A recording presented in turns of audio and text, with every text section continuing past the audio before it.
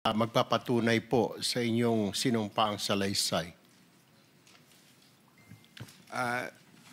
Mr. Chair, I would of course, I may submit additional documents po pagka po na retrieve from the records. Meron po. All right.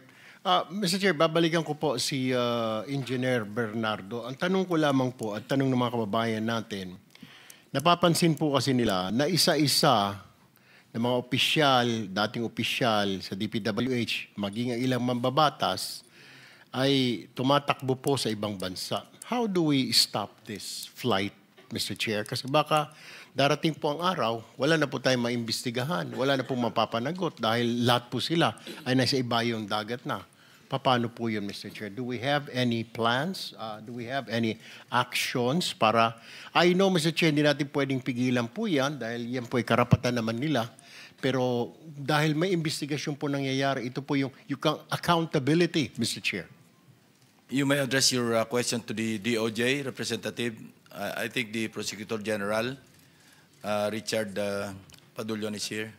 Kindly Thank you, respond. Mr. Chair. Yes. Good morning, Mr. Chair.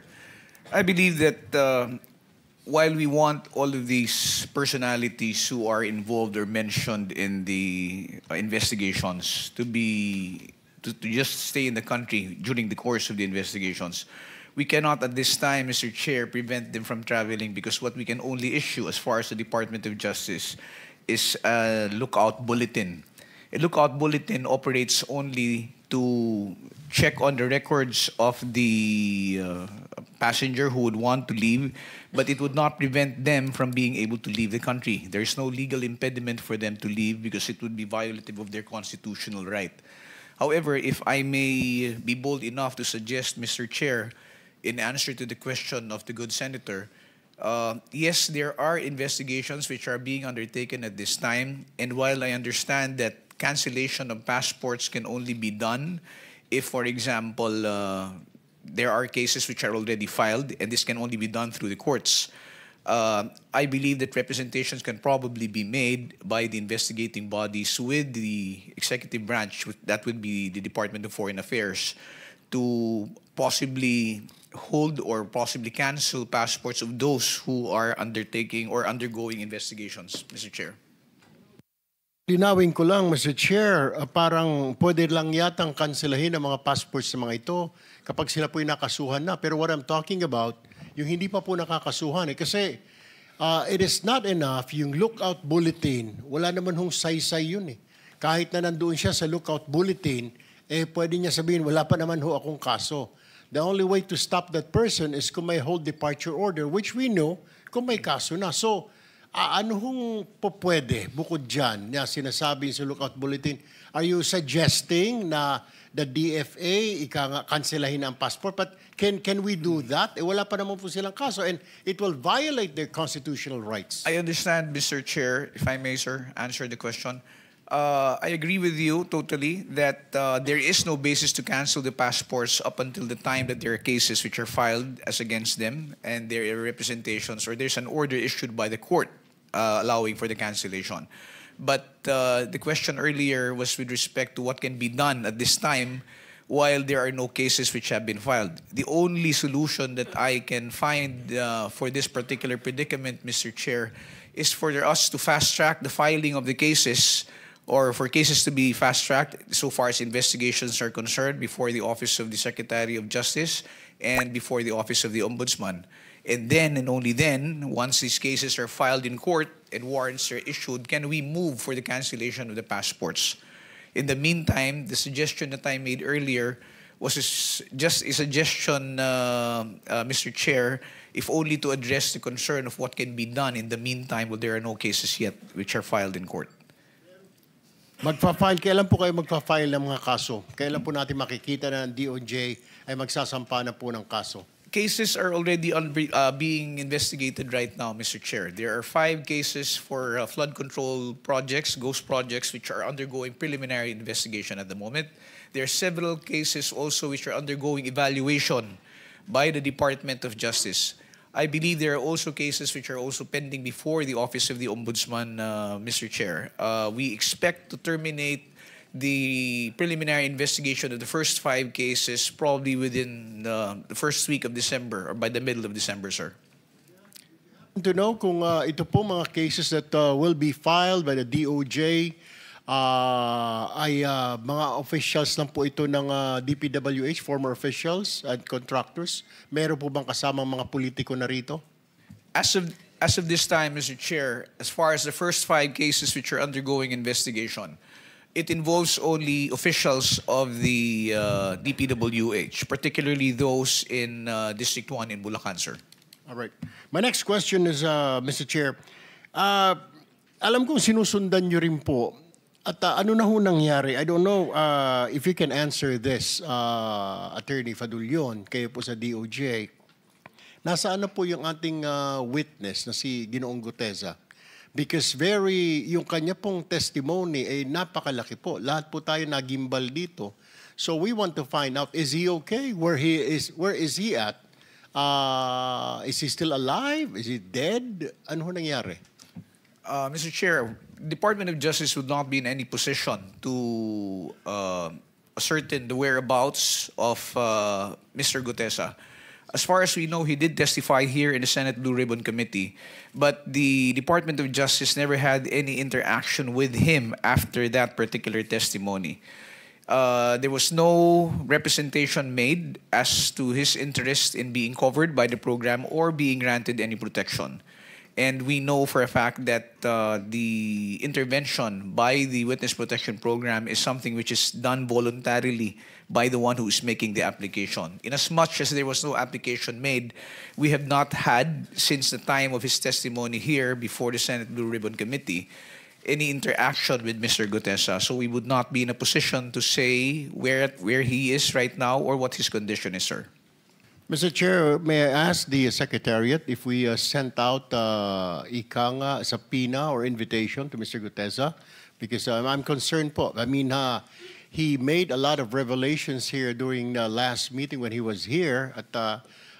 So we want to find out at gusto ho natin siyang tanungin, where did you get all this information? Pero tila wala ho siya. Now, did we invite him? Yes, Mr. Vice Chairman. We sent an invitation to his known address, no? Nakalagay sa kanyang driver's license sa Taguig. Pero even when the investigation was conducted by the executive judge, wala na po siya doon sa kanyang known address, last known address. So what we did in the Blue Ribbon Committee, we sought the assistance of the Honorable Marcoleta kung sakaling meron siyang contact o may sa darating na panahon magkakaroon siya ng contact ay tulungan niya tayo na malocate at para makapag-testify na muli si Technical Sergeant Gutesa. So ang sagot po ni Honorable Marcoleta, wala rin po siyang contact kay Orly Gutesa. Isa pang katanungan dyan, Mr. Chair, at nagtatanong po yung mga kababayan ho natin, ano po ang mangyayari ngayon sa kanyang salaysay? Are we going to submit it? Dahil kung tayo po ay mag-wind down na dito po sa ating investigation, are we going to submit it to ICI, Mr. Chair? The sinumpang salaysay remains valid as far as the Blue Ribbon Committee is concerned. Ano? Nagkaroon lang naman siya ng problema doon sa kanyang pagkanotaryo. And hindi naman po siya sumipot sa DOJ, sa Ombudsman, even sa ICI.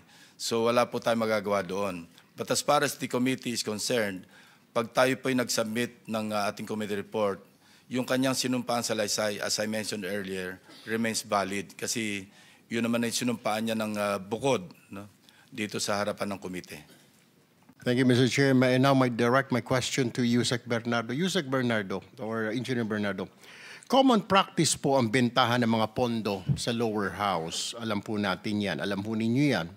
Ikaw po ba ay naalok na rin ng pondo for flood control ng mga mambabatas? I know you've been talking about senators, may mga congressman. Pero ikaw po ba ay nabentahan na ng pondo para sa flood control? Mr. Chair, as far as I can recall, I cannot remember any time na bentahan po ako niyan sapagkat I think the legislators in the lower house have their own way of dealing with projects, especially to the district engineers and contractors. So sa district engineer po ang nagkakaroon ng transaction between the lawmaker at saka yung district engineer. Tama po ba ang pagkaintindi ko? Yes po, Mr. Chair. As far as I know po, puro ganun po. All right. Walk us through, Engineer Bernardo.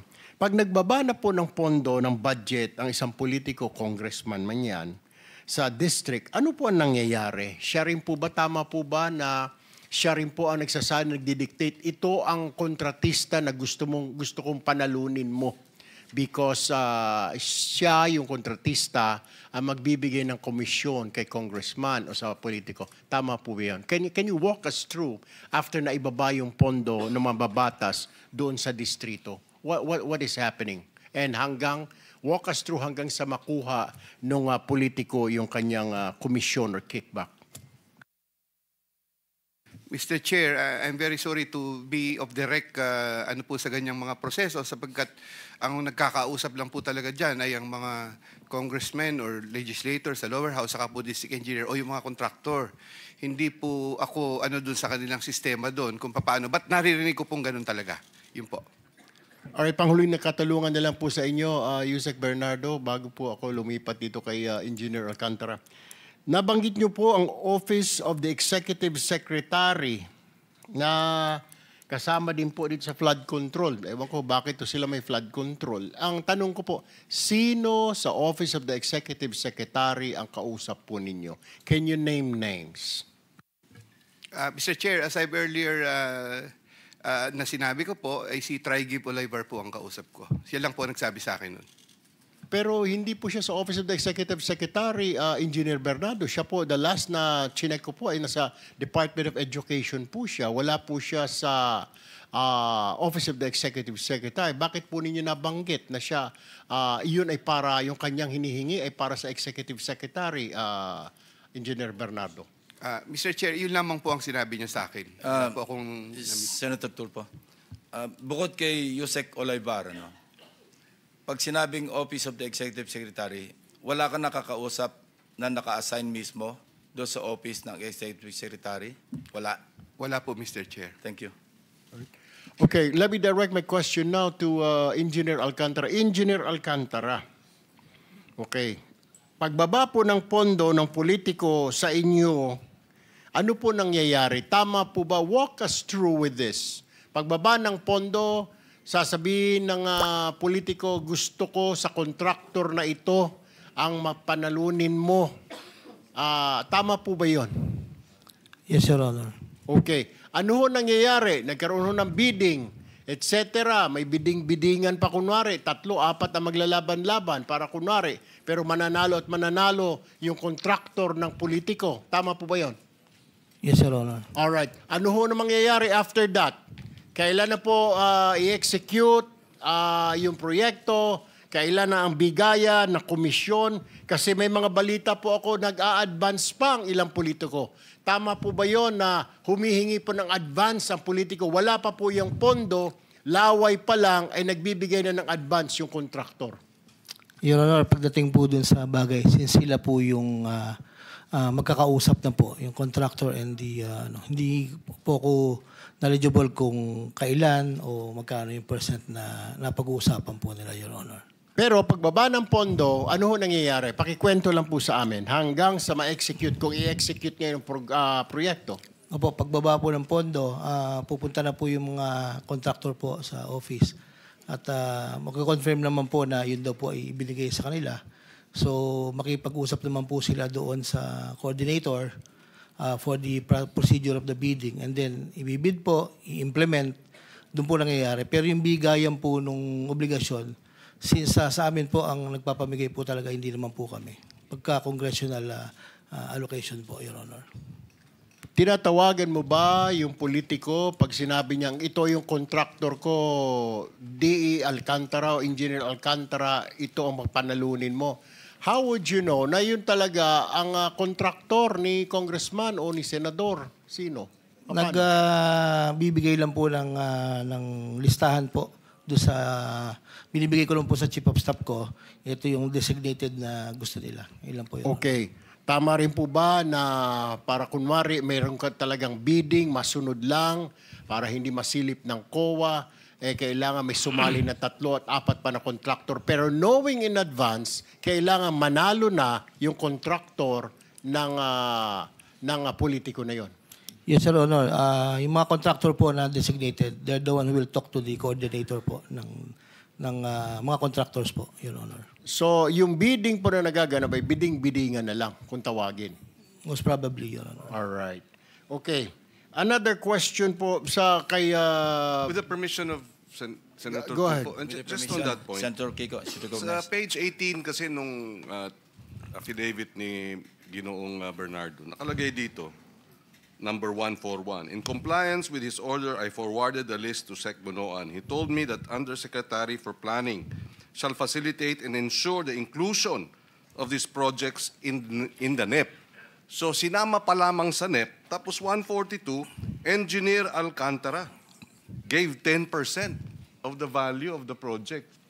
Ibig sabihin, wala pa yung proyekto sa baba. Nasa NEP pa lang, may 10% na. Normally, ganun po, Your Honor, after the listing of the NEP, Saan galing yung pera?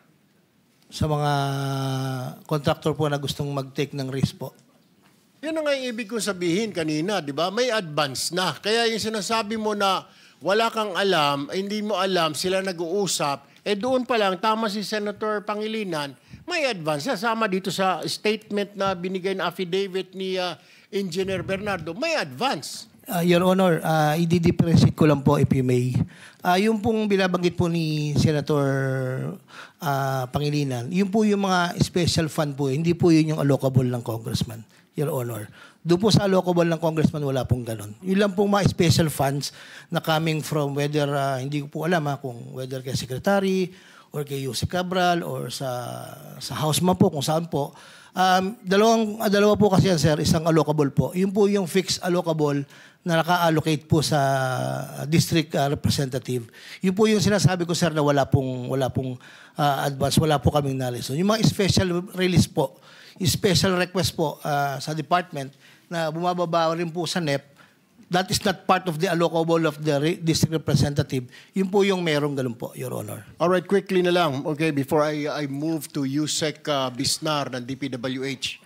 3 beses ka nabanggit dito sa affidavit ni Engineer Bernardo. Sa line 19, line 21, line 24. Tama po ba ito? Itong sinasabi na third quarter 2024, I asked District Engineer Alcantara to prepare a list. Tapos sa line 21, 1.5 billion submitted by Engineer Alcantara. Tapos dito sa 24, Engineer Alcantara ulit, a 25% commission of about 125 million. Your Honor, sa pagkakatanda ko po, no, lahat po ng nire-request po sa akin ni Boss, pinadadala ko naman po. Probably, baka po naman po magtugma doon sa listahan ko, Your Honor. All right, thank you. Let me move now, Mr. Chair, to Yusek Bisnar. Meron pong akong balita na natatanggap na merong move na yung mga dokumento incriminating ranking officials, politiko, minamagic o nawawala sa mga sunog. Tama po ba? Ano na ho nangyayari sa investigasyon na ito? Your Honor, if you're referring po dun sa nasunog sa Bureau of Research and Standards, na-confirm na po doon na wala pong project documents or bidding documents na naapektuhan. Regarding po yung status naman po ng mga documents sa iba't ibang regional and district offices po ng DPWH, ginawa po ni Secretary Vince na ang lahat para ma-secure po ang mga ito. Isa po sa naunang memo po niya, pag-upo po niya noong September, ay digitize ang mga documents at ipa-secure sa mga regional and district officials, Your Honor. Did you take a second look dito sa DPWH Bureau of Research and Standards building sa Nia Road? Kasi po, sir, totoo ba ang balita na natanggap po sa aking informante na yung DPWH BRS building na sinasabi nyo na wala mga records, ito po ay dating tanggapan ng ex-wife po ni Engineer Bryce Hernandez na si Engineer Mel Clarice Santo Domingo. Did you look at that angle? Titingnan po namin, Titingnan pa Your lang po Honor. ninyo. Hindi po narinig po namin yung information na Alright. yung former wife po ni Engineer Hernandez ay doon po naka-assign Okay. bago po siya nag-submit ng resignation. Pero wala pa pong confirmation kung meron po ba siyang hawak na mga documents pertaining po sa mga flood control and other infra projects, Your Okay, Honor. pakitignan lang po, Yusek Bisnar, kasi, well, actually, may mga duda ang ilang mga kababayan natin. I just read this in the newspaper also. Last question na lang po, bilisan na lang po ninyo. Ano po nangyari doon sa tampering sa Baguio City? Yung pinasok po yung opisina ninyo sa Baguio City, destruction of documents sa Baguio City District Engineering Office. Bakit daw po, tinanong nyo na ba yung tao, bakit sinira? Bakit sino ba yung sa dokumento na yan? Opisyal ba yung sa dokumento na yan? Mambabatas na naman ba yan? Did you ask, ano ho nangyari? Ilang buwan na ho yan? What's your report? Kukunin ko po yung huling report po doon. Ang nakuha po namin is PNP po ang nag-imbestiga nung alleged tampering. For the meantime po, nirelieve na po si District Engineer Sarate ng Baguio City dahil po dun sa allegation na yun, Your Honor. Kasi nga po, may tampering. Ibig sabihin, may tinatago, di po ba? Siguro, baka may kumausap po sa kanya. So we really need to look into that, Yusek Bisnar. Ano po, hindi po natin ipalawalang bahala. Kasi marami pong nadadamay dito. Siyempre, marami pong gusto magpalusot at ayaw masama rito. So you really need to take a look into that, okay? Yes, Your Honor. I would need a report from the DPWH. Maraming salamat po, Mr. Chair. We will submit, Your Honor. The Senate